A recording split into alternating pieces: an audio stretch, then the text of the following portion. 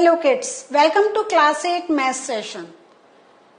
So today we are doing with chapter 7 about cubes and cube root. So today is the last session of this chapter and then we are done with this chapter. जिसमें we have learned about cubes and cube root. So आज हम लोग क्या करेंगे? We are going to do one exercise और जो अब तक हमने सीखा है let us check कितना आता है, कितने में हमें डिफिकल्टी लग रही है और कैसे we can solve this difficulty. This means हमारा कहीं लर्निंग में थोड़ा सा गैप है और अगर वो गैप हम आइडेंटिफाई कर लेंगे definitely we will work on that and can do sums. है या नहीं है?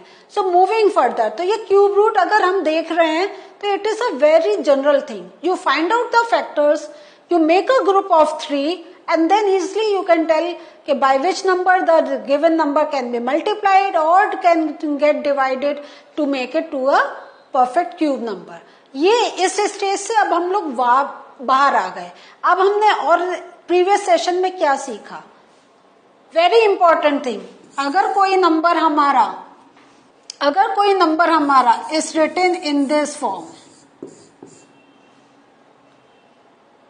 so can we find out the cube root of this number?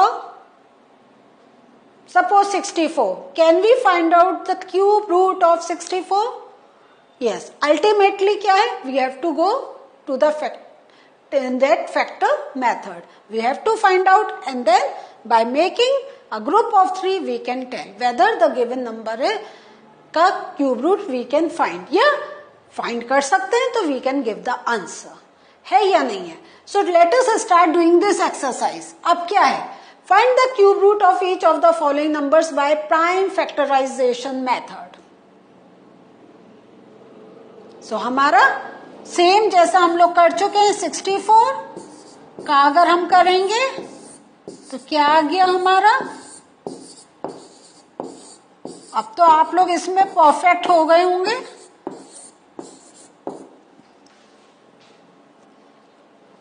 So 64 का is 1, 2, 3, 4, 5, 6. 6 times I have to write 2.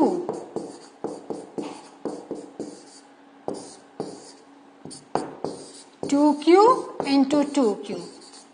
Now, where you need to pay attention. Question में क्या है? Find the cube root of each of the following numbers. You have to tell the cube root. आपको पहले अब तक जो हमने करा था we were leaving up till here. By looking at this we have to tell whether the number given is a cube number or not. लेकिन but now you have to tell the cube root of this number. This means which number when multiplied by 3 will give us 64. So अब इसका cube root find out करने के लिए हम लोग क्या करेंगे? जैसा आपको मालूम है ये वाला 2 लिया, I will take this 2 and then whole cube. So इसको जब multiply करा we are getting 4 whole cube. So in this way please pay attention जब आता है find the cube root.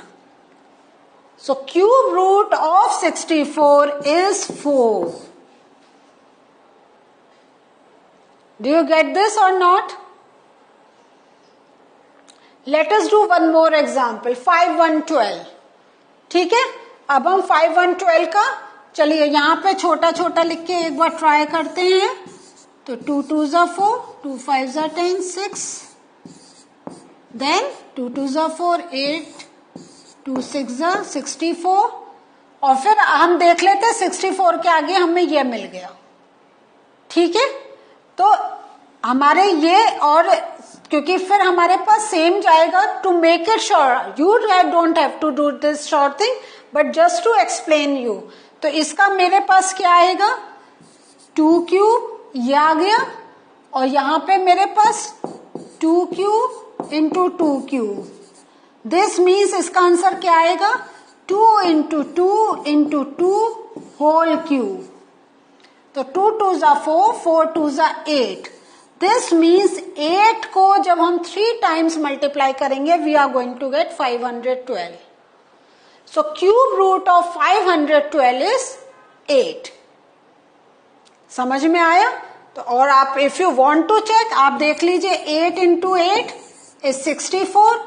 Now if I multiply 64 with 8, 8 4s are 32, 3 8 6 are 48 plus 3 51. आ गया ना 512. So in this way, read out the question, get the understanding and then do it.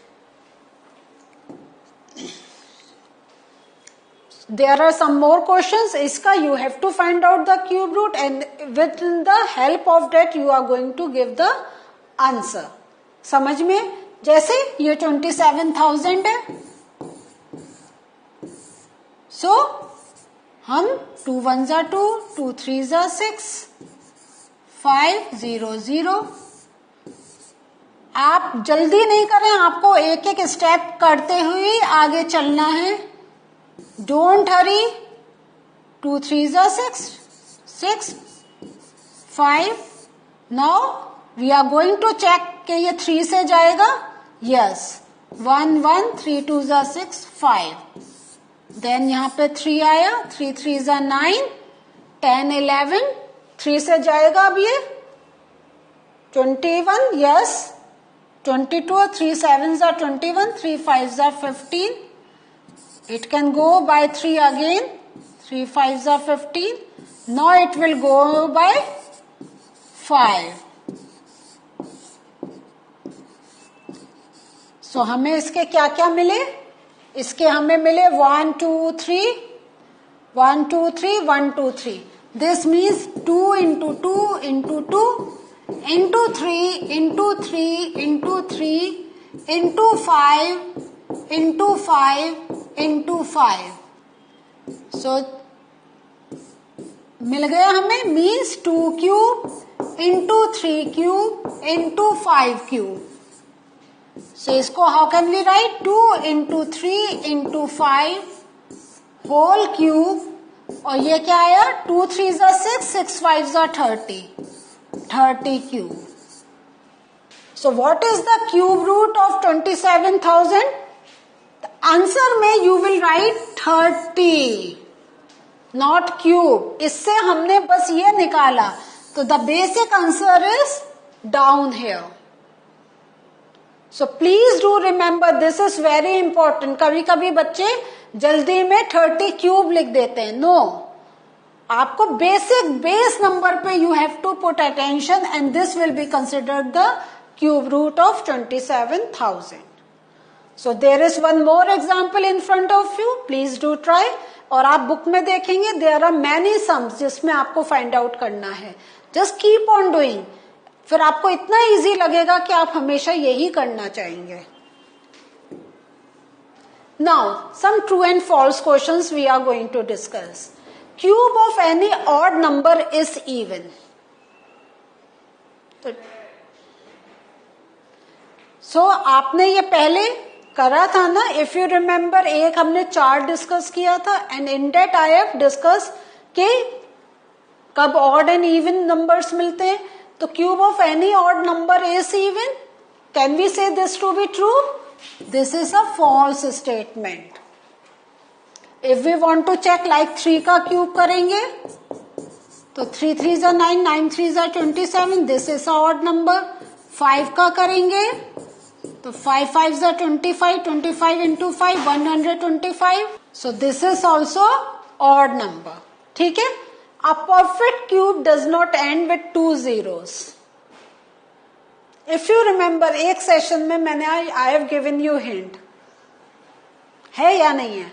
A perfect cube does not end with 2 zeros. Whether this is a true or false statement? True. Can you say why? क्योंकि अगर एक zero है ना, तो जैसे 10 है तो 10 को we have to multiply thrice.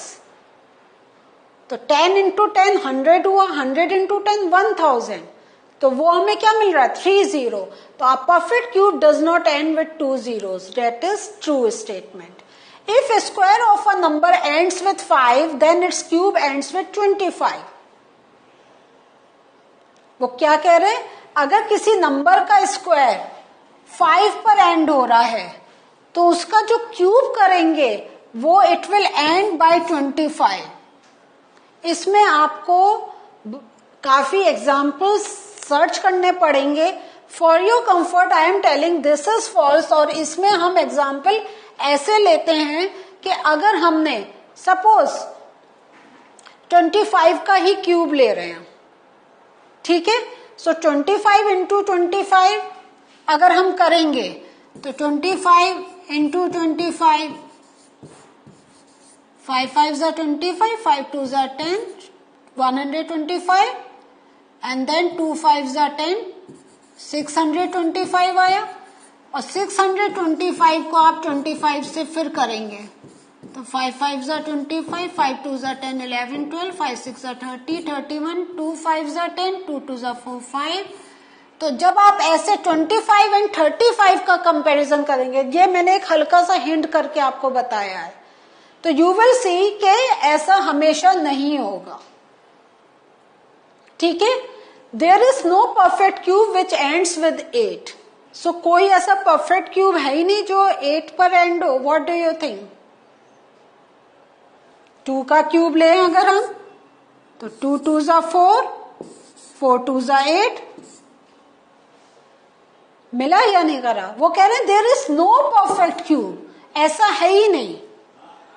तो this is a false statement. तो अभी I just want to tell you, ये वाला क्वेश्चन एक बार आप ऐसे एग्जाम्पल लेकर उनको चेक करेंगे, आप देखेंगे कि ऐसा नहीं है कि if a square of a number ends with 5 then it's cube ends with 25, ऐसा कंपल्सरी नहीं है। तो आप 25, 15 एंड 35 इनके क्यूब्स करके पहले स्क्वायर फिर उसका वो क्यूब करके देखें, आपको आंसर पता चल जाएगा। Now, the cube of a 2-digit number may be a 3-digit number. अब 2-digit का cube can be a 3-digit number. हम सिंपल एक 10 का एग्जाम्पल ले लेते हैं। 10 इज द स्मॉलेस्ट नंबर ना, ठीक है। 10 का क्यूब लिया, कितना आया? 10 0 0, 10 1 10, ठीक है। अब हमने फिर 10 का करा तो 10 0 0, 10 0 0, 10 1 10। The cube of a 2-digit number may be a 3-digit number. 1 2 3 4, ये तो हमने क्या लिया है? 2-digit स्मॉलेस्ट नंबर लिया है and then we are getting 4-digit। तो अब तो और नंबर हमारे इंक्रीज होते जाएंगे, तो can we get a 4-digit, can we get a 3-digit number? No. So this statement again is a false statement. So maths में देखिए true and false होता है. By numbers and by checking you can tell which statement is true and which statement is false. The cube of a 2-digit number may have 7 or more digits. The cube of a 2-digit number may have 7 or more digits. तो अगर हम देखते हैं cube of a 2-digit number और now they are talking about much higher digits, तो हम क्या करें? हम 99 बिगेस्ट नंबर ले लेते हैं 2-digit का, और इसको जब हम चेक करेंगे तो उससे आपको आंसर पता चलेगा क्या है। लाइक जल्दी से करते हैं। 9 9 जा 81, 8 9 9 जा 81 and 8 89 and 8 9 1 1 0 8 9801। अब 9801 को हम फिर किससे 9801 को हम 99 से फिर करते हैं। 0 9 8 जा 72, 9 9 जा 81, 88, 9 1 जा 9, 0 9 8 जा 72, 9 9 जा 81, 88।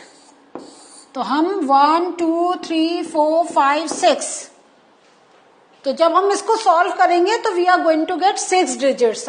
अगर आपको देखना है तो देखिए 2 10 1 2 3 4 5 6, और यहाँ पे they are saying cube of a 2-digit number में हैव 7 और मोर डिजिट्स।